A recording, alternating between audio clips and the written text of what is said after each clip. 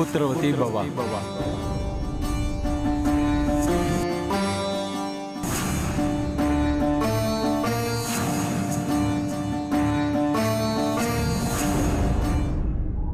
దేవగురువులు బృహస్పతుల వారిని చూడగానే అంజనకు ఏదో జ్ఞాపకం వచ్చినట్టనిపించింది.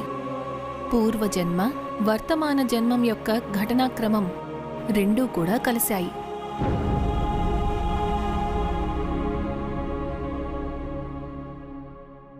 ఏమైంది పుత్రి? ఎందుకంత ఆలోచిస్తున్నావు?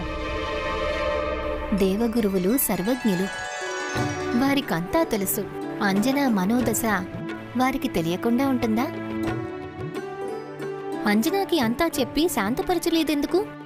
సులోచన, జీవుడు తన పూర్వజన్మ యొక్క కర్మలను మర్చిపోవడం ఎందుకు జరుగుతుంది? అతడు తన బాధాకరమైన పాశాల నుండి విముక్తి పొంది శాంతంగా ఆనందంగా జీవించాలని. దేవగురువులు సర్వజ్ఞులు. వారికి తెలుసు సమయానికంటే ముందు ఏం చేసినా అది ఘాతకంగా మారుతుందని. అందుకనే వారు అనువైన సమయం వచ్చినప్పుడు అంజనాదేవికి స్వయంగా అంతా వివరిస్తారు. కుండల దీప్తిమతి ఎంతో అలౌకికమైన శిశువు తను. తమరి ప్రపౌత్రుడు కదా. నాకు ప్రపౌత్రుడు కాకపోయినప్పటికీ ఇతను చాలా గొప్పవాడు. దానికి నిరూపణ తన ఈ కంఠహారం ఇంకా ఈ దివ్య కుండలాలు. నాకేదో జరిగింది పితామహ.